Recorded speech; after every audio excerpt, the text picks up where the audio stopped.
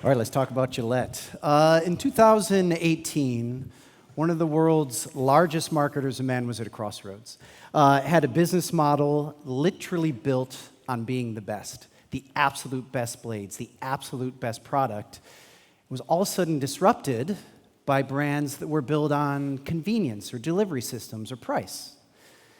And it also was a brand built for 3 decades on the idea of the best a man can get.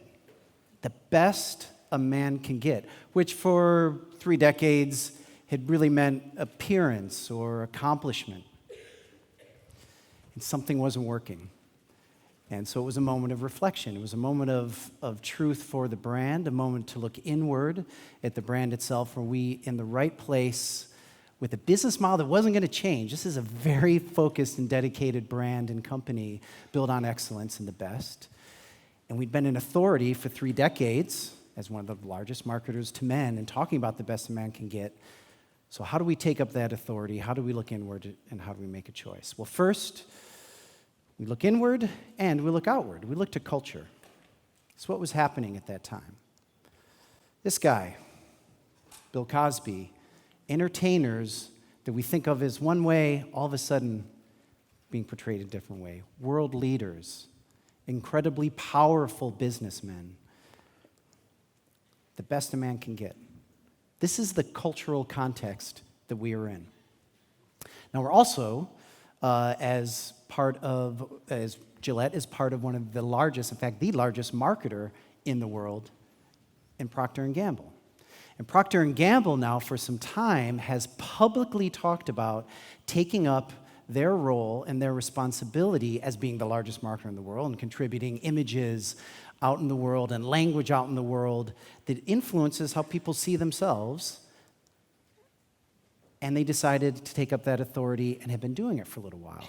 You're going to know a lot of these campaigns because they became quite famous in taking ownership for what the brands were about, what they were going to stand for, and how we were going to portray it to the world, much more inclusively. All right, so that is the business situation. That is the brand situation. This is the bigger company situation. So there's this meeting that happens. We come to an idea that we say, if we're going to talk about the best a man can get, we have to be self-reflective.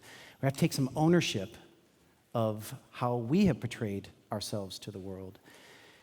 And we're going to take that simple line and turn it into a question.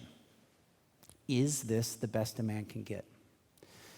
And the reason I have this sentence up here is there was a pivotal meeting when we had all decided this is the right thing to do, but there's a way you do it. There's a way you often do this in marketing. Many of you have done this, is just make sure you don't take too clear of a stand. Make sure that you're kind of saying something that kind of everyone can feel good. You know, you're taking a stand, but kind of everyone can feel good about it. But that wasn't going to be enough. That wasn't going to be enough for the moment. It wasn't going to be enough for the brand. It wasn't going to punch through culture. It wasn't going to be the right thing to do. So there was a very clear decision that we were going to take a very clear stand. We're going to ask that question, and we're going to do it by drawing a line.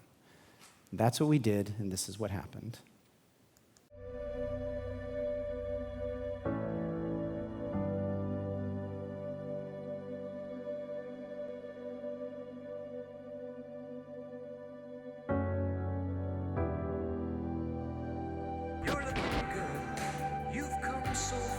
Toxic masculinity. The Me Too movement.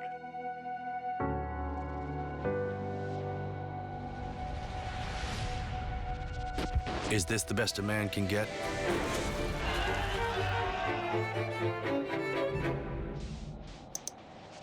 Gillette. Gillette is flipping its classic slogan on its head. Gillette. Now it's being posed as a question. Is this really the best a man can get? The ad sucks. Specification of men. Showing men as inherently evil. Now it says you're the worst that men can be. You're gonna give me a fucking lesson, Gillette? Fuck you. If that pisses you off, you're the target audience. Backlash to the backlash. Certainly hits me as a father. Made me tear up. This is a message that needs to be heard. It is so bold. It's so inspiring. Okay, I have a son. I think all of this is good for him. What they're basically saying is, don't be a jerk. Oh, yeah!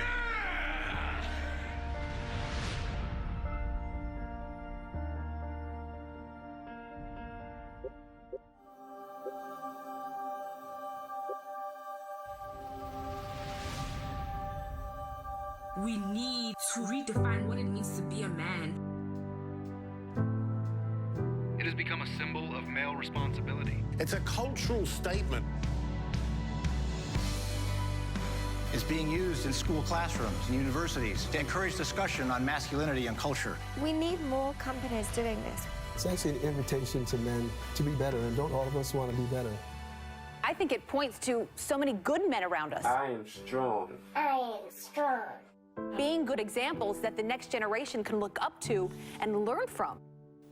It's the best a man can get. It's the same idea, carried over 3 decades, taking up our authority, owning the role that we have played as a brand in culture and contributing to some of that, and behaving that way. I think an important part of this is the role that Gillette, we knew when we were making a decision like this, it isn't a communications idea. It's communications, but it is a company idea. It's a brand idea. It's a behavior idea. To authentically do it, the role that Gillette has played and the partnerships it has created, the money that it's donated and continues to donate, and the role that they continue to play is what gave us that authority. Now, when you take a stand, you make some enemies. I think if you judge an idea by its enemies and its advocates, these were the enemies. We know where it came from. Alex Jones didn't like it. You saw that in the video. David Duke, if you don't know, over here is a former grand wizard of the KKK in the United States. Little subtle anti-Semitism coming from him. This was the folder that my assistant gathered. She put a little heart on it. This is the hate mail that came pouring in as a result. The enemies of this idea that did not like the idea of men behaving in a certain way. It flooded my desk for a very, very long time, and it wasn't great. It was scary, it was aggressive, and it was organized, this response. But it came from an authentic place. It came from a true place for the brand, and it came from a place that a brand that had the authority for 3 decades. No one was complaining when we were saying this is how you're supposed to look.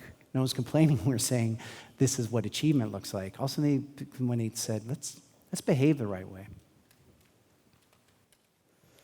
So that's what happened leading up to the ad being published. You guys paid some money to the Contagious Summit. So let's give you your full money's worth. Because you not only came to find out why the ad was made and how the ad was made, you are also interested in finding out, hey man, what happened? What happened behind closed doors? So let's give you your money's worth. Let's rewind to a few days before John's hate mail started pouring in. 13th of January 2019, midnight. Some of us, John and myself included, said we're going to publish the ad on YouTube and then we're going to promote it tomorrow. We'll start pushing it tomorrow. We go to bed at 12 o'clock. I get woken up at 4:30 in the morning. It's not my 6-year-old son. Instead, it's my phone. Over 35 missed calls and probably in excess of 2,000 tweets generated between 12 and 4. I get online. I see the commentary. It is overwhelming. And I have the same thought every marketer, every brand builder, every business owner has when they think they made a bad ad. Oh my God, have I done a Kendall Jenner Pepsi ad?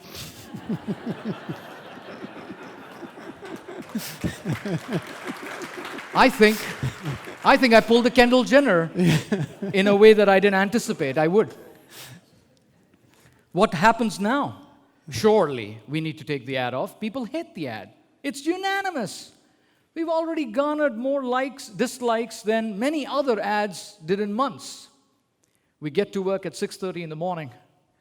We quickly rush to the office. We go to our command center, which is doing all the social monitoring for this campaign. At this point, we have only authorized to promote $104,000 worth of search. That was the total amount of money we ended up spending that morning. And that is the total amount of money we ever spent. $104,000 is the total budget of the media plan of this entire campaign. And it was spent by midday when we stopped search because we were out-trending Trump, Mueller, NATO, and all the Kardashians combined. And I think when you beat all of them, like all the sisters, you don't need to spend money on media planning. So we got in there at 7 o'clock, and we quickly realized that we had done a mistake. And while I was not yet speaking to John, waiting for him to wake up, not realizing he'd been awake since 2 in the morning, we said, okay, we're gonna do something about it before the board of directors calls us, before all the shareholders call us. Procter & Gamble did receive a lot of calls that day. And then something interesting happened. We called a few of our partners, and I started seeing an interesting trend in the social media monitoring. Every 7th or 8th comment was exactly the same words with the same punctuation, the same dots, the same apostrophe at the same place. Many men and women who were commenting about our video on YouTube seemed to be saying the exact same thing every few minutes. Now, it is possible they were copy-pasting because they believed so strongly in the commentary of someone else, or maybe there was something else at play. And we started to pay close attention to a platform called Reddit and a sub-platform on Reddit. And we learned that at 1:30 in the morning, 812 members of a subgroup that shall not be named quickly got a look at this ad and said, we're going to take this down. We're going to take Patagonia. We've taken Patagonia down. We've taken Nike down. We're going to take this ad down. So let's get to work. And thousands and thousands and thousands of comments were generated, not using bots, but artificially simulated accounts that replicated the commentary that were being made by one account by using new account names, new account passwords, and new comments. Now, it is very important for you to know that a lot of people did not like the ad. And I'm very cognizant of the fact that a lot of people in this room did not like the ad. And I want you to know that I deeply respect your opinion. I didn't want everyone to like the ad, but I wanted everyone to talk about it. When was the last time you were at dinner and every single person at dinner was talking about the razor commercial? When was the last time you talked about Gillette? Do you remember? Never! You never talked about Gillette. We're not the Kardashians. I established that 3.5 minutes ago. And yet you were across the world simultaneously. And yet, despite having found out what had happened, we were still nervous.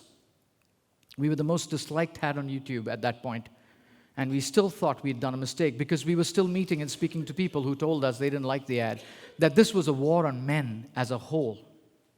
Women that we were speaking to, both inside and outside the organization, were looking at the ad and said, so men are under threat? Well, that's not happened in 15,000 years. So I guess this must be a trying time for them. This is exactly how I felt like since I was created, since humanity started. So we were clearly getting a few positive signals from women. We were getting a lot of negative signals from a lot of other people that represented what I would say population, even outside this Reddit group and outside the amplification that had been created from these small group of individuals.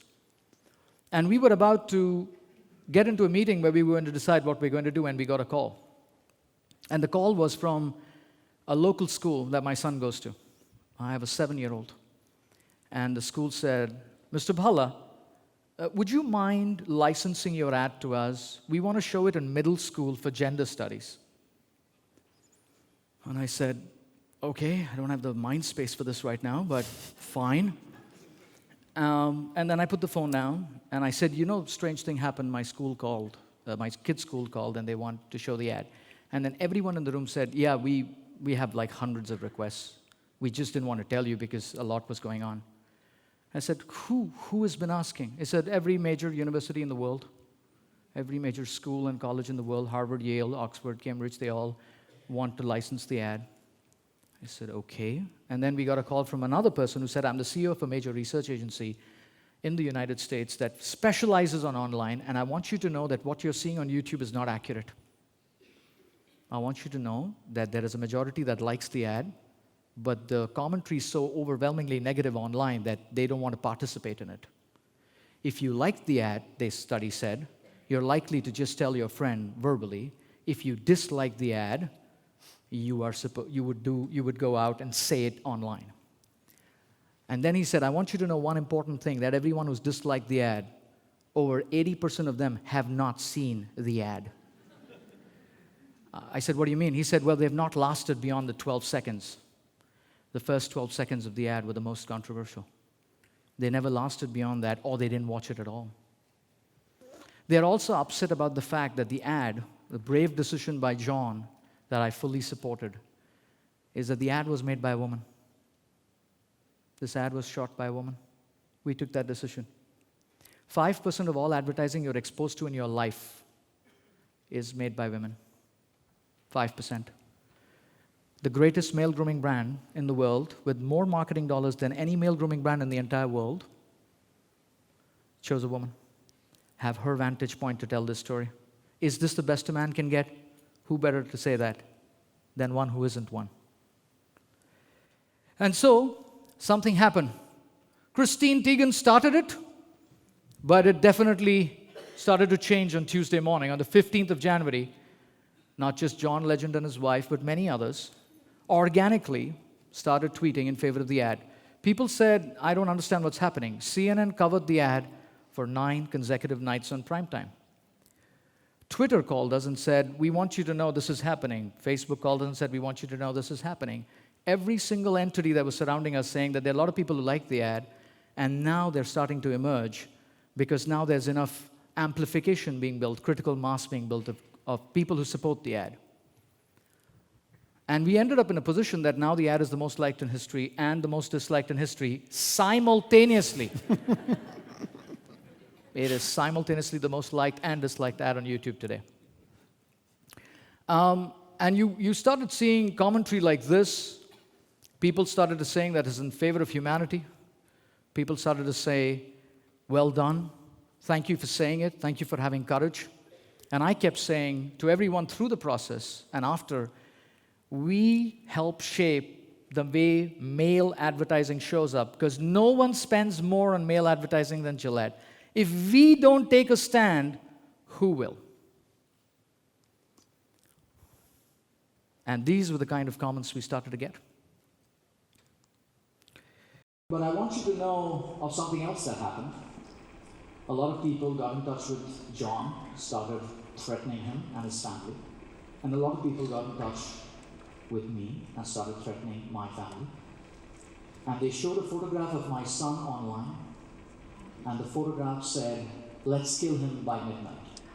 It's a young boy, it's only 6.5. They gave the address where he lives, the school where he goes to, and the route he takes to go from school, and actively encouraged anyone on that particular platform of Reddit to go get him. That would be the greatest lesson you can give Pankaj and his family. Kill his son. And I walked up to my wife, who also works in Gillette. It's a family business.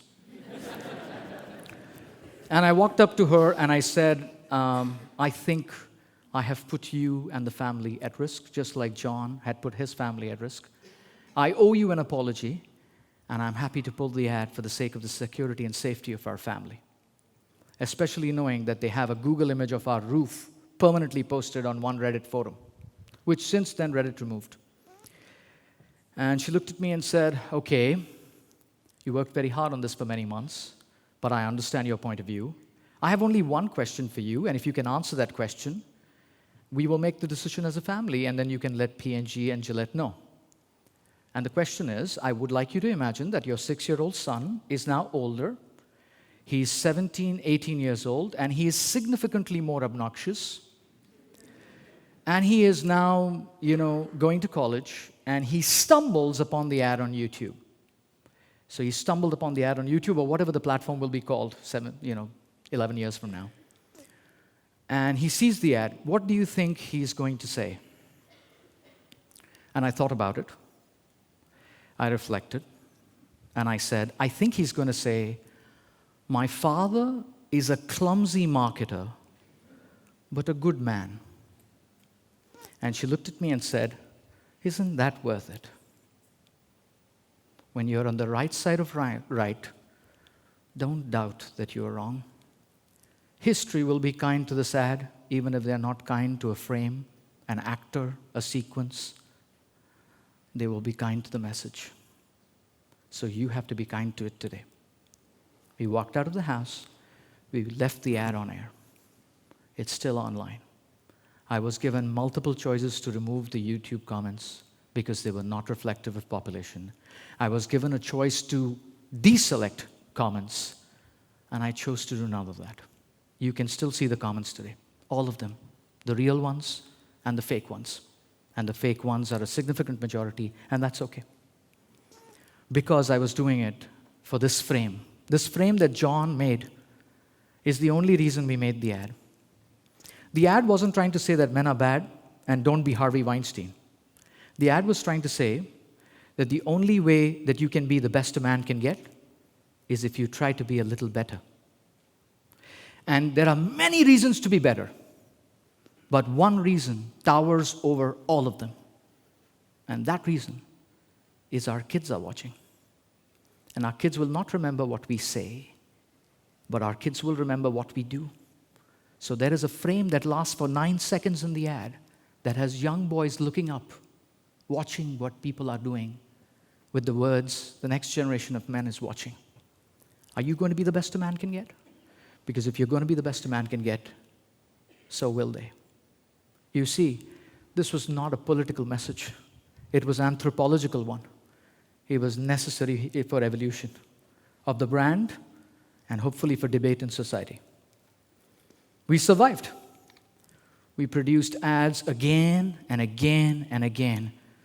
The campaign, is this the best a man can get, is still alive in classrooms. It's the most licensed ad in academic history. And we didn't give up on advertising other ads of the same message. We've gone on to produce very brave advertising on Gillette since January of this year.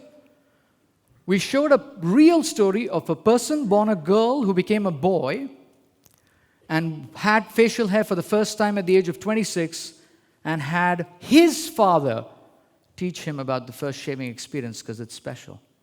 You know who's the best a man can get? That father. We showed 2 girls who took over their father's business in India of running a barber shop. In India, it's very, very, very unusual to have a female run a barber shop removing facial hair for men.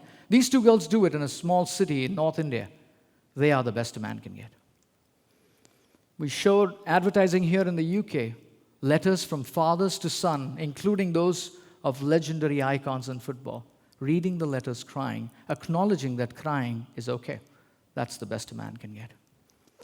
And questioning what it means to be a man itself, even if we don't know the full answers of what it means to be the best, is the best a man can get. So, that's what happened. A call for murder, a whole lot of fake accounts, hundreds and thousands and millions of views, some real, some not so much. The world's most liked and disliked ad simultaneously, but really, at its heart, the story of a father and his 7-year-old son. I might be a clumsy marketer, but I'm trying to be a good man. Are you?